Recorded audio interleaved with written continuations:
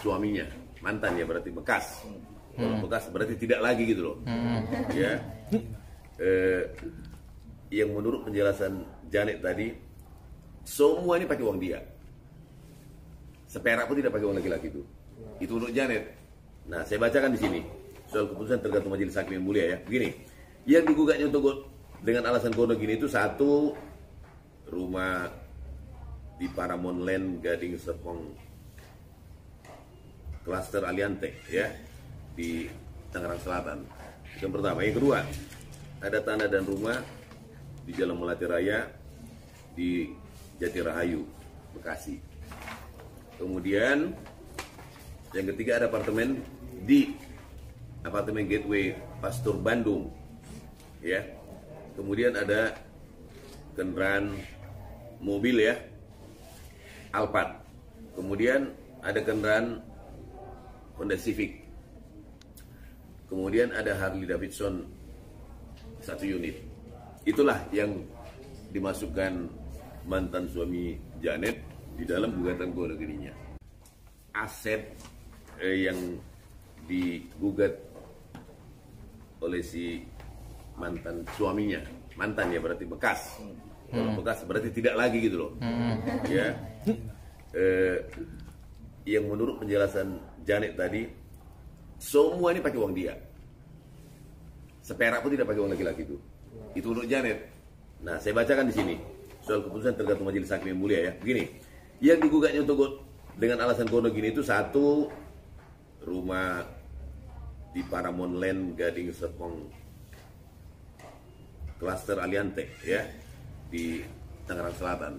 Yang pertama. Yang kedua, ada tanah dan rumah di Jalan Melati Raya di Jati Rahayu, Bekasi. Kemudian yang ketiga, ada apartemen di apartemen Gateway Pastur Bandung ya. Kemudian ada kendaraan mobil ya, Alphard. Kemudian ada kendaraan Honda Civic. Kemudian ada Harley Davidson 1 unit.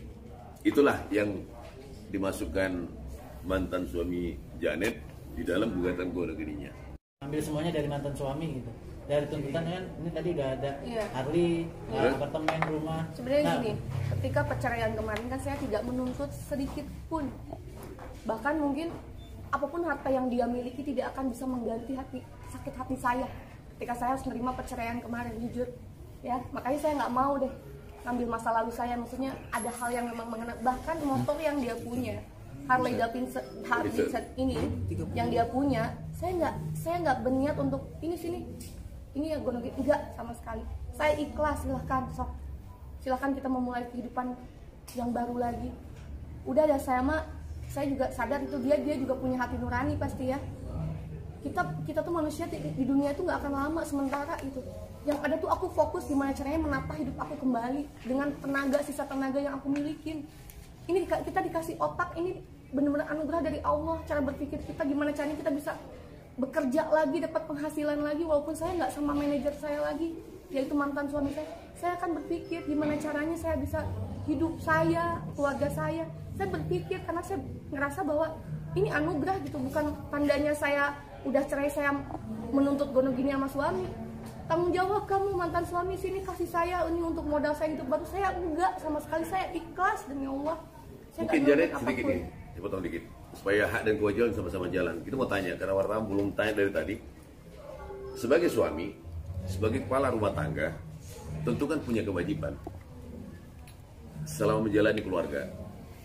Ya, yang gampang kita lihat bicara kewajiban lahir ya, menafkahi, ya, soal kebutuhan fisik, bla bla bla. Saya mau tanya sekarang, selama Janet berumah tangga dengan dia, mulai tahun 2010 berumah tangga dengan dia, sering tahun kemarin ya. Nah, kewajiban dia sebagai tanggung jawab sebagai suami menafkahi keluarga seperti apa? Misalnya bulanannya, ya kita terbuka aja, di zaman sekarang nggak ada yang murah, semua juga butuh biaya, butuh uang, ya. Nah, apa tanggung jawab dia? Dan seperti apa bentuk pertanggungjawabannya? Apakah tiap bulan dia transfer umpamanya, ada sekian tiap bulan, seperti apa? Di awal-awal tahun aku ke Jakarta, aku kan masih merintis juga ya, belum punya uang sebesar sekarang gitu. Aku benar-benar uangnya banyak. Alhamdulillah kenapa nggak bang? Oke, mantap. Terus? Aku jarang jajan soalnya. Jadi aku benar-benar membackup banget rumah tangga aku. Karena jujur, suami saya, nama baik suami saya, mantan suami saya pada saat itu ya tanggung jawab saya. Aib suami saya juga itu aib saya. Jadi saya selalu menutupin terhadap orang tua, siapapun. Saya merasa bahwa ini loh dari suami saya, kita bisa loh. Padahal jujur aja dalam hati kecil saya berusaha untuk membackup semuanya supaya orang lain nggak tahu sebenarnya hal-hal yang seperti ini loh. Saya ini sebenarnya males banget gitu loh.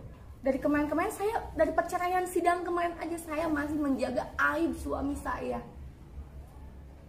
Saya nggak benar-benar buka itu apa kesalahannya yang benar-benar fatal. Saya masih menjaga aibnya loh. Tapi saya juga kaget kenapa dia seperti ini ke saya gitu loh. Ini salah satu yang mungkin bikin saya shock gitu. Kenapa? Di mana hati nuraninya? Kedua, kewajiban dia pada saat itu saya tidak mewajibkan dia memberi nafkah. Salahnya itu saya terlalu benar-benar nggak apa-apa lah, kan saya ada uang nih, udah saya aja, saya bisa kok. Kamu belum ada uang kan, ya udah dari saya dulu.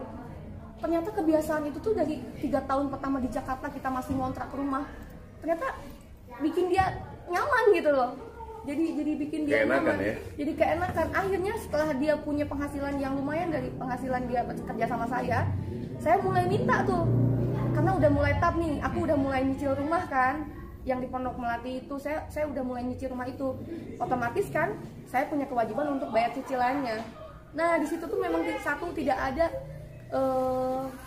kesadaran dia untuk bantu nyicil saya gitu. Padahal itu kan rumah kita tinggalin bareng-bareng, aku yang DP-in dan aku yang memperjuangin gitu untuk bisa dapat rumah itu.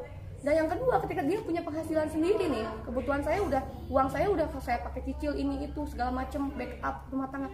Saya cuma minta dia tolong dong kasih saya buat makan aja. Kamu dosa loh. Jadi atas dasar itu dosa loh kalau nggak ngasih nafkah, ya udah deh seikhlasnya kamu berapa. Akhirnya dia menyebutkan nominal. Sebutin dong.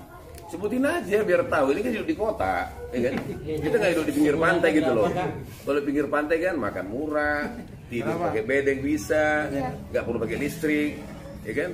Jadi pada saat itu aku punya cicilan rumah kan di Bekasi sana dengan kebutuhan listrik yang lumayan, belum lagi maintenance kayak AC, kulkas dan segala macam, belum lagi kebutuhan makan yang pada saat itu saya ngajak kedua orang tua saya untuk tinggal di lantai 2. Peace.